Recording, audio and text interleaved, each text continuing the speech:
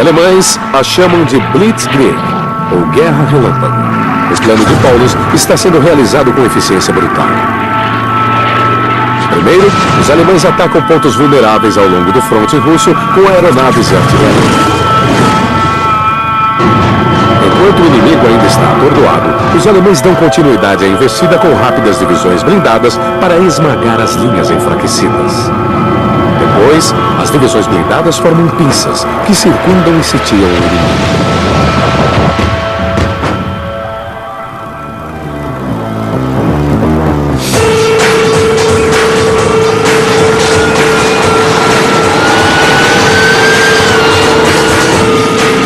À frente desses ataques relâmpagos, com seu poder impressionante estão os panzers alemães, veículos blindados de combate.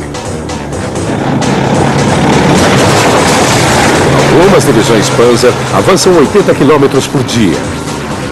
E não é de surpreender que as tripulações dos tanques alemães se sintam invencíveis. O ex-comandante de tanque Crispin Swain conhece essa sensação. O poder que sentimos numa destas coisas quase não dá para descrever. É um passeio movido a adrenalina. É isso mesmo. Essa é a essência da Blitzkrieg, a guerra relâmpago de Hitler. O princípio é muito simples.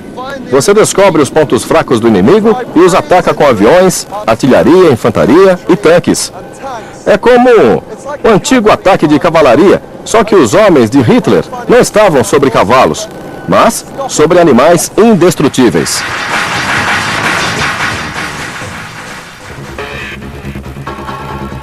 Em apenas 3 semanas, a irrefreável Blitzkrieg alemã tira a vida de 2 milhões de russos.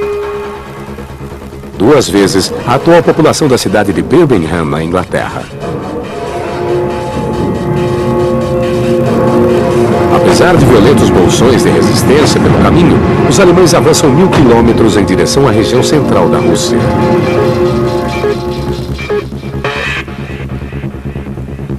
No verão de 1942, os importantes campos petrolíferos do Cáucaso estão bem à frente dos alemães.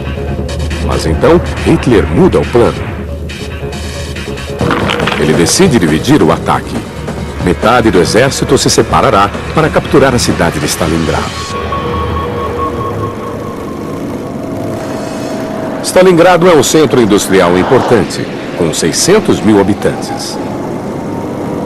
Mas para Hitler, não é apenas o significado estratégico da cidade que a define como um alvo, mas também seu nome. Hitler está determinado a apagar o nome Stalin do mapa da Europa. Quem sabe como a história teria se alterado se a cidade de Stalingrado tivesse recebido um nome bem monótono, Belogrado, ou algum outro nome russo que quiser escolher. Mas Hitler começou a se concentrar nela, e Stalingrado foi ocupando um espaço cada vez maior na mente do Führer. Hitler decide que Paulus vai liderar o ataque sobre Stalingrado e lhe entrega o comando do 6º Exército. O planejador meticuloso é tirado de trás da mesa e atirado no caos do combate. O Paulo se sente totalmente à vontade em seu trabalho de apoio. Mas a realidade é que quando Paulo se torna o chefe do 6º Exército, ele nunca havia sequer comandado um regimento.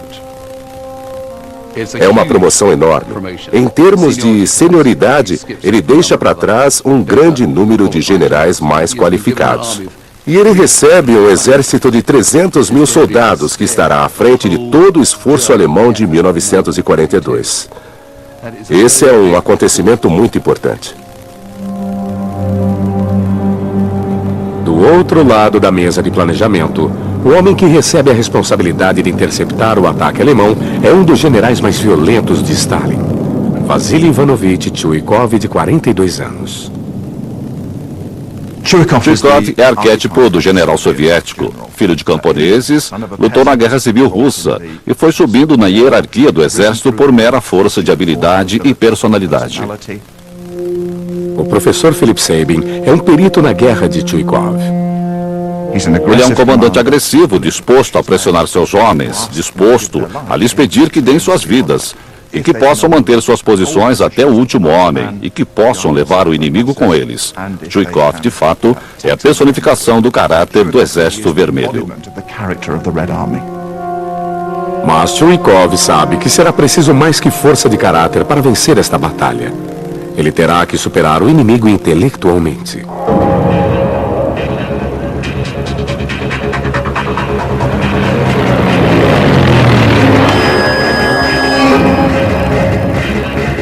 Conforme ele observa o exército alemão engolir as planícies russas em sua inexorável investida para o leste, Chuikov percebe que ele nunca poderá igualar sua superioridade técnica e tática em campo aberto.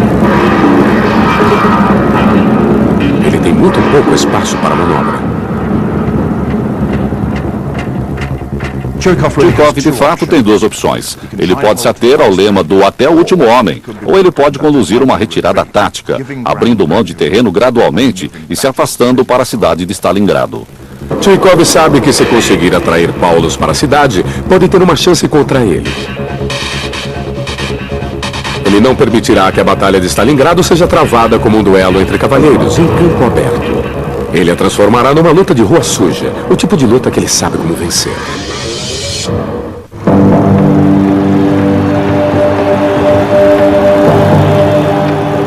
Conforme Chuikov começa a puxar seu exército para dentro da cidade, Stalin tem uma difícil decisão a tomar.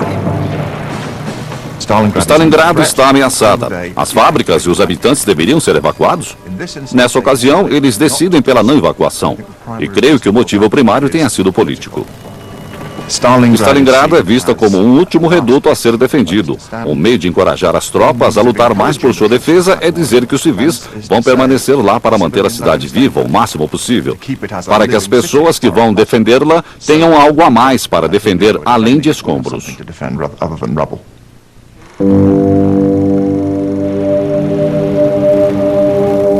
Stalin sabe que está condenando milhares de civis à morte certa.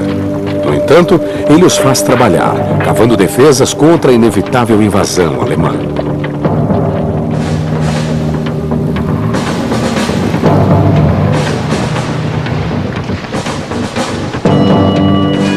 As opções de ataque do general Paulus são limitadas pela localização e distribuição da cidade. Stalingrado tem o rio Volga atrás de si, que funciona como uma barreira natural, evitando que os alemães usem um ataque em pinça para cercar a cidade.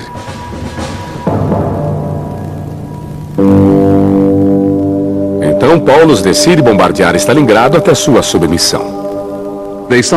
Eles iniciam a ofensiva principal em 21 de agosto. Usam a força aérea para obliterar completamente toda a estrutura de madeira de Stalingrado. Temos essas fotos extraordinárias, onde vemos uma verdadeira floresta de chaminés de alvenaria, pois o restante das casas era de madeira. Então, há um incêndio imenso e dizia-se ser possível ler um livro a 60 quilômetros de Stalingrado com a luz das chamas que assolou a cidade.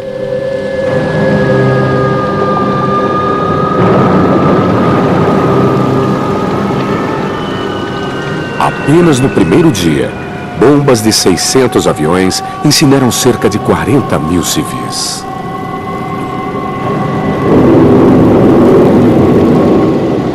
E Paulus acredita que a cidade está à sua mercê.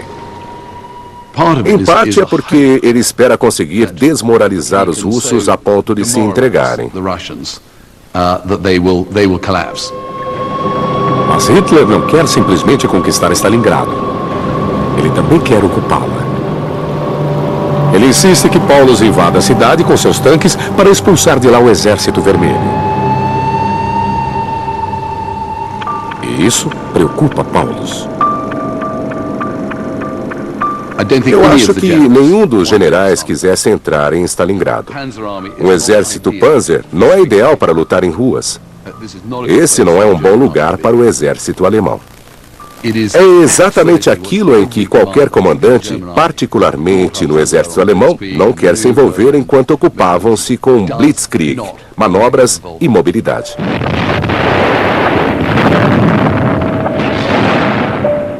Mas mesmo assim, eles estão confiantes sem dúvida nenhuma. E certamente para Paulus está bem claro que essas foram as suas ordens. Paulus acredita que o alto comando sabe mais do que ele. Para Paulus, seria impossível desobedecer uma ordem.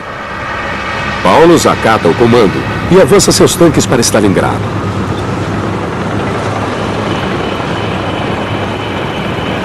Mas seu bombardeamento impiedoso da cidade acabaria por atrapalhar suas tropas.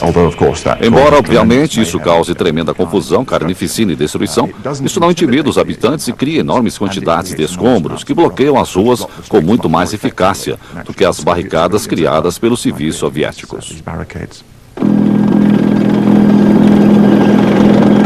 Tanques precisam de espaço para se movimentar direito.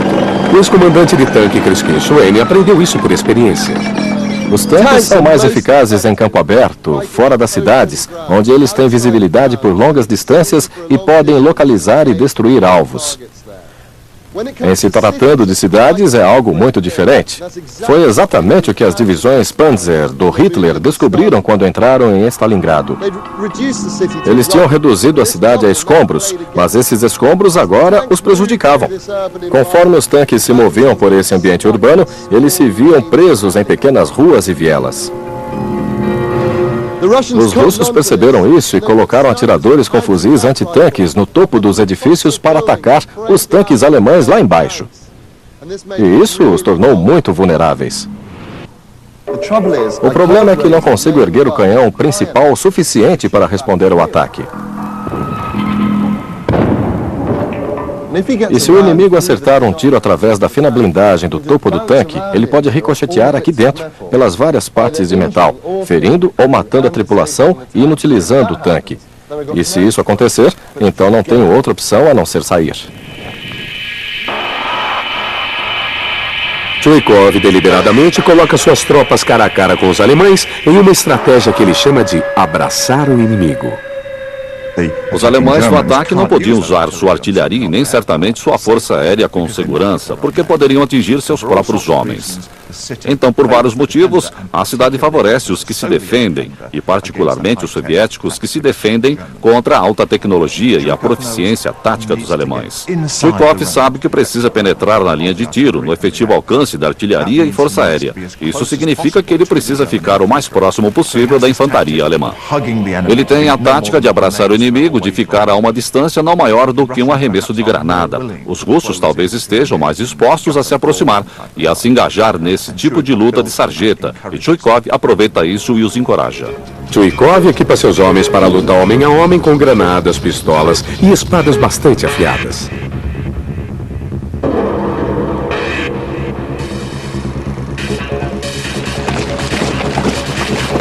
Assim que o lutador cai, seu lugar é tomado por um novo recruta.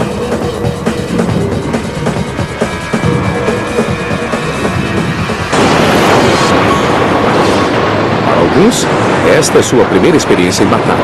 Para muitos, suas vidas não devem durar mais que 24 horas. Temos que ser bem claros. Isso foi simplesmente um ralador de carne no que diz respeito aos russos. Não importava o nível de treinamento que o soldado russo tinha.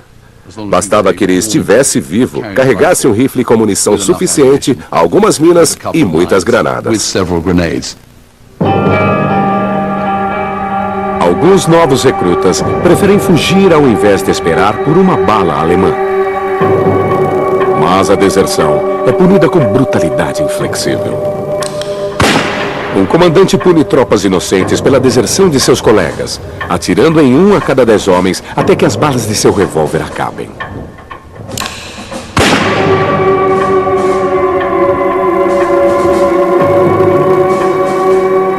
Apesar de Chuikov liderar um regime tão brutal, sua coragem inabalável conquista o respeito de seus homens.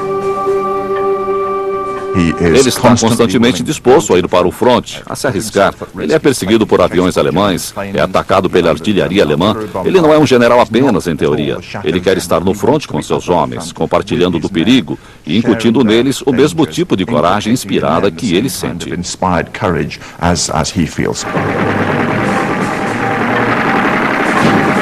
De sua experiência em primeira mão nessa guerra suja, Chuikov pode dar a seus soldados algumas palavras de conselho práticas. Palavras que ainda hoje são verdadeiras.